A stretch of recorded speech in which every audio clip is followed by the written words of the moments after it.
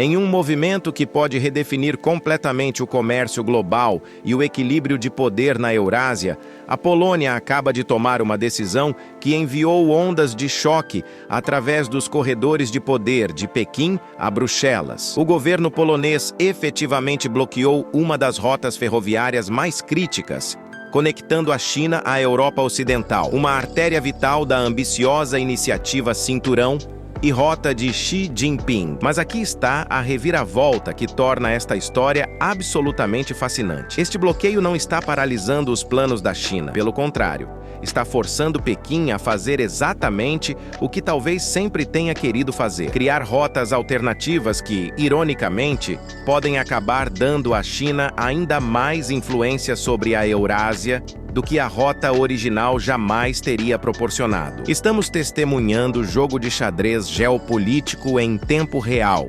onde cada movimento de um jogador força contra-movimento do outro, e onde as consequências não intencionadas podem ser mais significativas do que as intenções originais.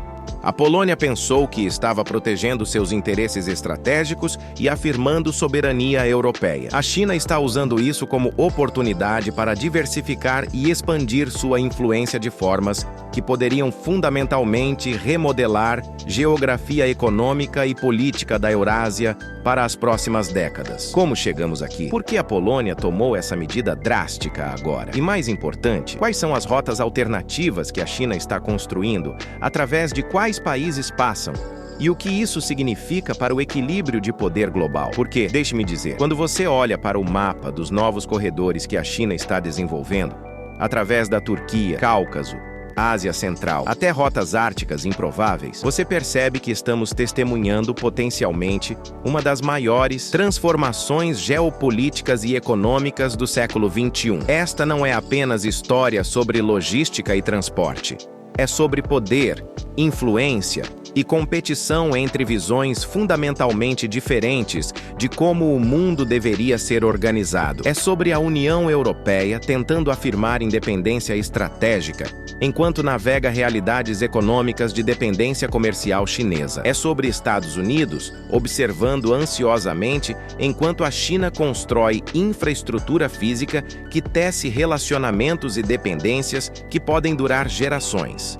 E é sobre dezenas de países menores entre a China e a Europa, calculando onde seus interesses realmente estão, enquanto potências maiores disputam influência sobre eles. Nos próximos minutos, vamos mergulhar profundamente nesta história em desenvolvimento. Vamos mapear exatamente o que a Polônia bloqueou e por quê. Vamos explorar as rotas alternativas que a China está construindo, os detalhes específicos de portos sendo expandidos, ferrovias sendo construídas, acordos sendo assinados. Vamos examinar os países que estão se tornando nós críticos nesses novos corredores e o que estão ganhando e arriscando ao se alinharem mais estreitamente com ambições de conectividade da China. E vamos analisar as implicações mais amplas para a competição EU-China, para a coesão europeia e para o futuro da ordem global. Prepare-se, porque esta história tem tudo: intriga geopolítica, estratégia econômica, rivalidade entre grandes potências e países menores tentando navegar entre gigantes. E revela algo profundo sobre como o poder funciona no século XXI, onde controlar rotas comerciais e infraestrutura de conectividade pode ser tão importante quanto controlar território ou recursos naturais. Vamos começar. Transição. Música muda para tom mais investigativo. Mapas detalhados aparecem. Então vamos começar com os fatos básicos. O que exatamente a Polônia bloqueou e por que isso é tão significativo? Para entender isso, precisamos primeiro entender a importância da rota ferroviária China-Europa através da Polônia. Por mais de uma década, desde que a China lançou sua iniciativa Cinturão e Rota, Belt and Road Initiative, BRI, em 2013, trens de carga têm viajado milhares de quilômetros da China através do Cazaquistão, Rússia, Bielorrússia e Polônia para chegar aos principais centros de distribuição na Alemanha, Holanda e outros países da Europa Ocidental. Esta rota, conhecida como Trem de Carga China-Europa, ou simplesmente China Railway Express, tornou-se cada vez mais importante para o comércio entre China e Europa. Os números são impressionantes. Em 2022, mais de 16 mil viagens de trem de carga foram feitas entre a China e a Europa, transportando de tudo, desde eletrônicos e peças automotivas até roupas e produtos farmacêuticos. O valor total das mercadorias transportadas excedeu 70 bilhões de dólares. E, crucialmente, esses trens oferecem alternativa atraente tanto para o transporte marítimo, que é mais barato, mas muito mais lento, quanto para o transporte aéreo, que é mais rápido, mas muito mais caro. A Polônia, devido à sua geografia, é nó absolutamente crítico nesta rota. A cidade de Małaszewicze, na fronteira polonesa-bielorrussa, tornou-se um dos terminais ferroviários de carga mais movimentados da Europa. Aqui, contêineres são transferidos entre trens de bitola larga, usados na antiga União Soviética, e trens de bitola padrão, usados na Europa Ocidental. É gargalo logístico, mas também é fonte de empregos, receita e, francamente, poder para a Polônia. E é exatamente esse poder que a Polônia decidiu exercer. Em decisão que pegou muitos observadores de surpresa, o governo polonês anunciou novas regulamentações e restrições operacionais que efetivamente limitam drasticamente a quantidade de tráfego ferroviário de carga chinesa que pode passar através do território polonês. Oficialmente, as restrições são justificadas por preocupações de segurança, necessidades de manutenção de infraestrutura e priorização de tráfego doméstico e intra-europeu. Mas todos sabem que a verdadeira história é mais complexa e muito mais política. Transição. Tom fica mais analítico, contexto geopolítico. Então, por que a Polônia realmente fez isso? Múltiplos fatores convergiram para criar condições para esta decisão dramática. Primeiro, a questão da guerra na Ucrânia e sanções contra a Rússia. A rota ferroviária China-Europa passa através da Rússia, e desde a invasão russa da Ucrânia em 2022, países europeus, particularmente aqueles como a Polônia, que são mais cautelosos em relação à Rússia, têm estado cada vez mais desconfortáveis com qualquer coisa que beneficie economicamente Moscou. Cada trem que passa através da Rússia paga taxas de trânsito a ferrovias russas, contribuindo para a economia russa, que está financiando guerra na Ucrânia. Para a Polônia, que tem sido um dos apoiadores mais fortes da Ucrânia e um dos críticos mais vocais da Rússia, continuar facilitando o comércio que beneficia financeiramente Moscou tornou-se cada vez mais insustentável politicamente. Pressão doméstica de grupos que queriam ação mais forte contra qualquer coisa percebida como apoio à Rússia foi significativa. Segundo, a questão mais ampla de dependência econômica da China. A Europa passou a última década debatendo intensamente sobre quão dependente se tornou da China para bens manufaturados, tecnologia e mercados de exportação. A pandemia de Covid-19 expôs vulnerabilidades nas cadeias de suprimento. A ascensão geopolítica agressiva da China, particularmente em relação a Taiwan e no Mar do Sul da China, levantou questões de segurança. E crescente alinhamento da China com a Rússia após a invasão da Ucrânia fez muitos líderes europeus reconsiderarem todo o relacionamento. A Polônia, como membro relativamente novo da União Europeia, juntou-se em 2004, mas com voz cada vez mais forte, posicionou-se como campeã de uma Europa mais assertiva em relação à China. Bloquear ou severamente limitar a rota ferroviária é demonstração simbólica mais prática de que a Europa pode e vai fazer escolhas estratégicas que priorizem segurança e soberania sobre mera conveniência econômica. Terceiro, a política interna da própria Polônia. O governo conservador nacionalista que estava no poder quando essas restrições foram implementadas estava sob pressão para demonstrar que estava protegendo interesses nacionais poloneses. Havia preocupações genuínas de que a infraestrutura ferroviária polonesa estava sendo sobrecarregada pelo tráfego de trânsito chinês, com investimento insuficiente em manutenção e atualização. Havia também preocupações de trabalhadores ferroviários sobre condições de trabalho e segurança. Quarto, e talvez mais cínico, mas igualmente real, havia cálculos econômicos. A Polônia viu que, sendo gargalo crítico, tinha alavancagem. Poderia potencialmente exigir mais investimento chinês em infraestrutura polonesa, melhores termos para serviços de trânsito ou concessões em outras áreas. Ao apertar o gargalo, a Polônia estava demonstrando sua importância e criando pressão para negociações melhores. Transição. Música fica mais estratégica, novos mapas aparecem. Agora vamos para a parte verdadeiramente fascinante desta história. Como a China está respondendo. Porque em vez de simplesmente aceitar as restrições polonesas ou tentar pressioná-las diplomaticamente para reverter a decisão, Pequim está fazendo algo muito mais ambicioso e potencialmente transformador. Está construindo rotas completamente alternativas que contornam a Polônia e, em processo, criando novos corredores de conectividade que podem remodelar a geografia econômica e política da Eurásia. Vamos mapear essas rotas alternativas, porque os detalhes geográficos e logísticos realmente importam para entender as implicações geopolíticas. Rota alternativa 1.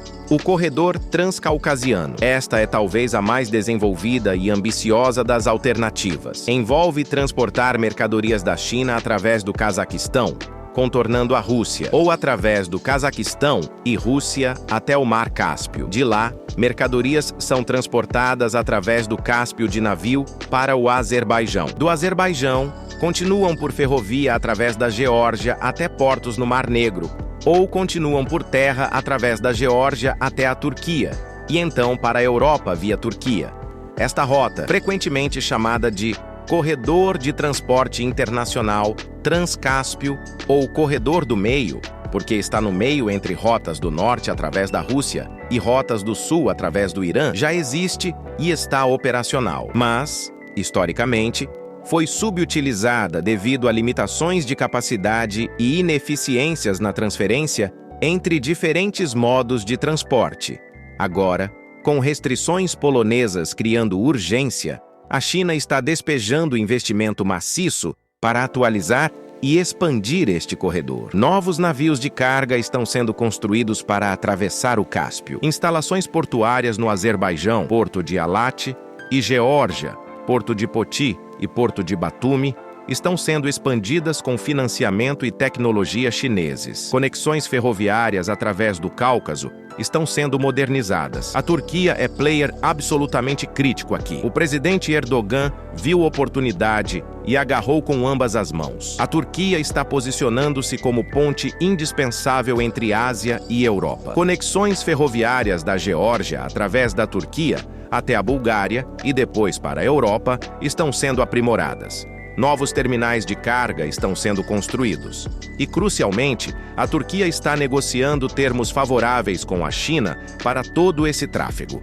Receita de trânsito, investimento em infraestrutura turca, acordos comerciais mais amplos. Rota alternativa 2. O Corredor Sul, através do Irã. Esta é a opção mais controversa e complicada devido às sanções internacionais contra o Irã, mas a China está explorando mesmo assim. Envolve transportar mercadorias do oeste da China através do Turcomenistão ou diretamente para o Irã, através do Irã para a Turquia e então para a Europa. O Irã tem estado ansioso para ser parte de BRI como forma de quebrar isolamento internacional e atrair investimento. A China, embora cautelosa sobre violar sanções de forma muito flagrante, tem estado dispostas a desenvolver conectividade com o Irã como parte de objetivos geopolíticos mais amplos.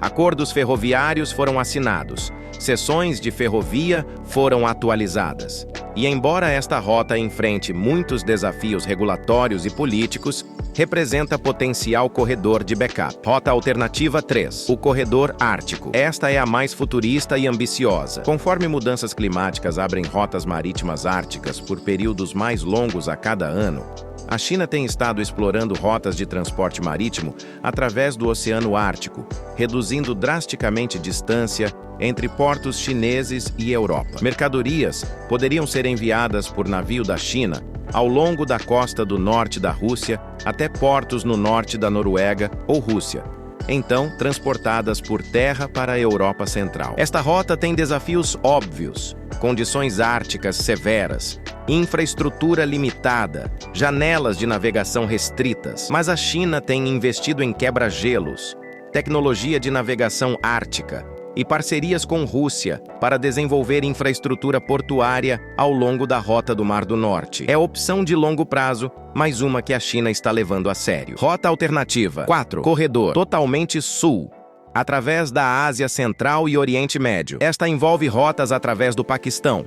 Corredor econômico China-Paquistão, parte de BRI, conectando-se com rotas marítimas através do Golfo Pérsico e Canal de Suez para a Europa. Menos sobre transporte ferroviário terrestre direto e mais sobre criar múltiplos nós de conectividade que oferecem flexibilidade. Transição. Tom fica mais geopolítico. Análise estratégica. Agora vamos analisar o que todas essas rotas alternativas realmente significam geopoliticamente. Porque isto não é apenas sobre logística, é sobre poder, influência e remodelação de relacionamentos internacionais. Primeiro, observe quais países se tornam críticos nessas novas rotas: Azerbaijão, Geórgia, Turquia, Cazaquistão, potencialmente Irã. Cada um desses países ganha alavancagem significativa por ser nó de trânsito essencial. E a China, através de investimento em infraestrutura, acordos comerciais e relacionamentos políticos crescentes, ganha influência sobre cada um deles. Veja a Turquia, por exemplo. Erdogan tem habilmente jogado atores geopolíticos maiores uns contra os outros, às vezes alinhando com a OTAN e Ocidente, às vezes aproximando-se da Rússia, cada vez mais desenvolvendo laços com a China. Ao se tornar nó de trânsito crítico entre Ásia e Europa, a Turquia aumenta sua importância estratégica e sua capacidade de extrair concessões de múltiplas partes. O Azerbaijão, pequeno país de 10 milhões de pessoas que há 2 décadas era conhecido principalmente por petróleo e conflito com a Armênia sobre Nagorno-Karabakh, de repente se encontra como player crucial em comércio leste-oeste. Investimento chinês está fluindo, infraestrutura está sendo construída e, geopoliticamente, o Azerbaijão está ganhando parceiro alternativo, além de suas relações tradicionais com Turquia, Rússia e Irã. A Geórgia, país de menos de 4 milhões de pessoas, que aspirações europeias e atlantistas de longa data, agora enfrenta escolhas complexas. Investimento chinês em infraestrutura ferroviária e portuária traz benefícios econômicos óbvios, mas alinhamento muito próximo com a China pode complicar relacionamentos com a União Europeia e Estados Unidos,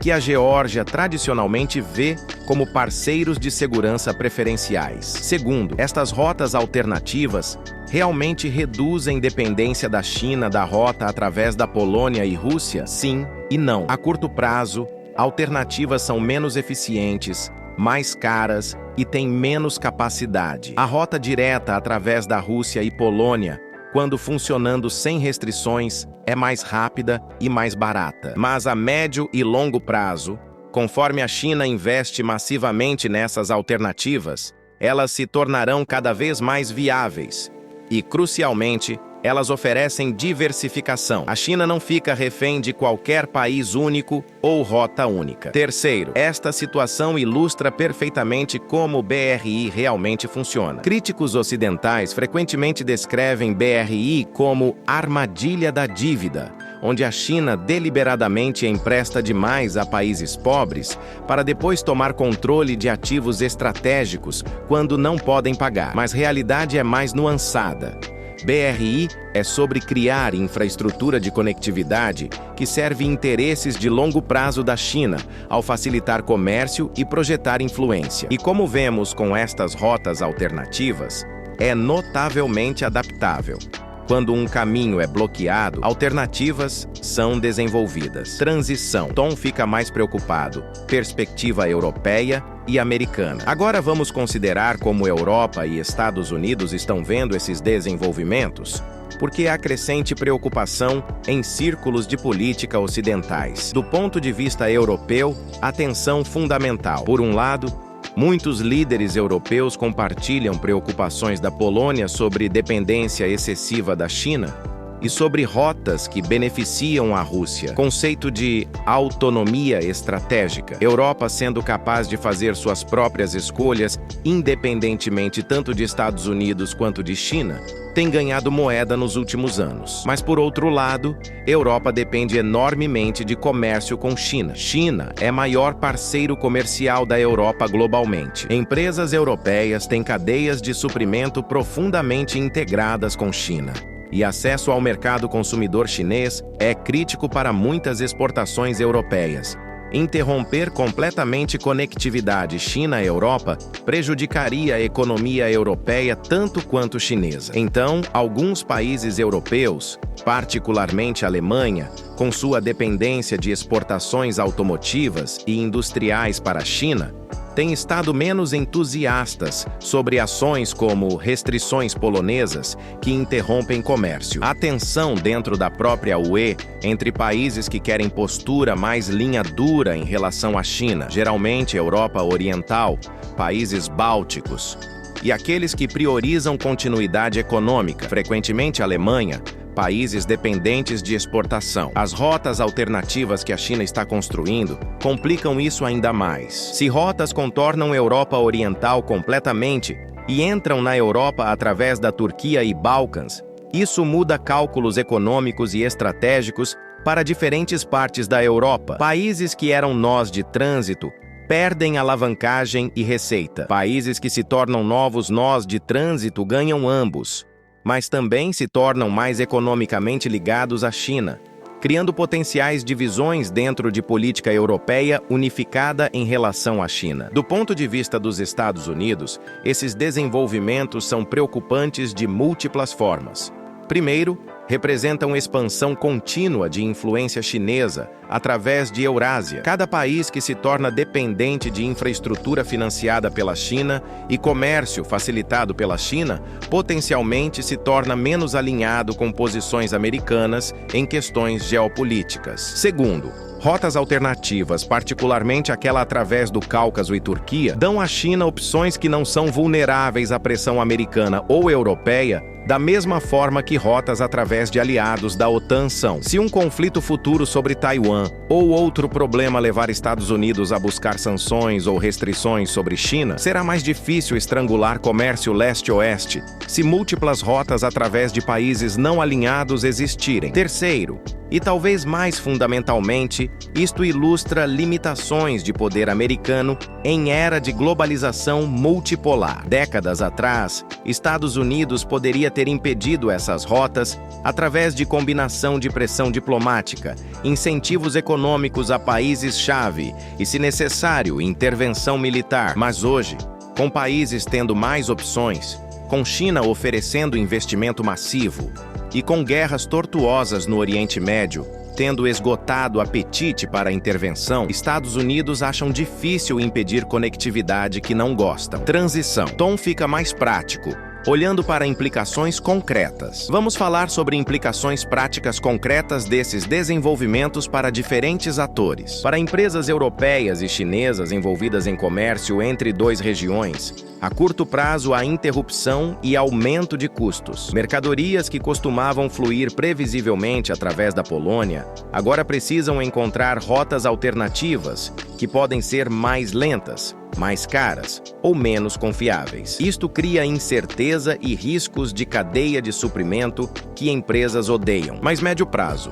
se rotas alternativas se desenvolvem com sucesso, pode realmente haver mais opções e mais competição entre rotas, potencialmente baixando custos e aumentando resiliência através de diversificação. Empresas podem escolher rotas com base em preço, velocidade, confiabilidade. Tendo múltiplas opções, é geralmente melhor que depender de caminho único. Para a Polônia especificamente, há risco de ter superestimado mão. Se rotas alternativas se desenvolvem e comércio China-Europa cada vez mais contorna a Polônia, poloneses perdem receita significativa, empregos e relevância estratégica. Ser nó de trânsito crítico dá alavancagem. Ser contornado elimina essa alavancagem. Resta saber se cálculos estratégicos e políticos da Polônia acabarão por valer os custos econômicos. Para países como Azerbaijão, Geórgia e especialmente Turquia, há oportunidades massivas, mas também riscos. Investimento chinês em infraestrutura pode transformar suas economias, criar empregos, modernizar conectividade, mas também cria dependências. Se grande porção de sua receita vem de facilitar comércio chinês, que alavancagem a China ganha sobre suas políticas? Se infraestrutura crítica é financiada e possivelmente operada por empresas chinesas, há questões de soberania e segurança. Para a própria China, isto é simultaneamente contratempos e oportunidade. Contratempos, porque rotas estabelecidas sendo bloqueadas cria interrupções de curto prazo e requer investimento massivo em alternativas. Oportunidade, porque necessidade de diversificar está impulsionando construção de múltiplas rotas que, quando completas, tornarão conectividade China-Europa mais resiliente e China menos vulnerável a qualquer país único bloquear comércio. Transição. O tom fica mais histórico e filosófico. Vamos dar passo para trás e colocar isto em contexto histórico mais amplo, porque o que estamos testemunhando é realmente fascinante do ponto de vista de história de longo prazo. Por milênios, rotas comerciais leste-oeste através da Eurásia, as várias iterações da Rota da Seda, têm sido absolutamente centrais para a história global. Controle dessas rotas, ou países através dos quais passavam, conferiam riqueza e poder.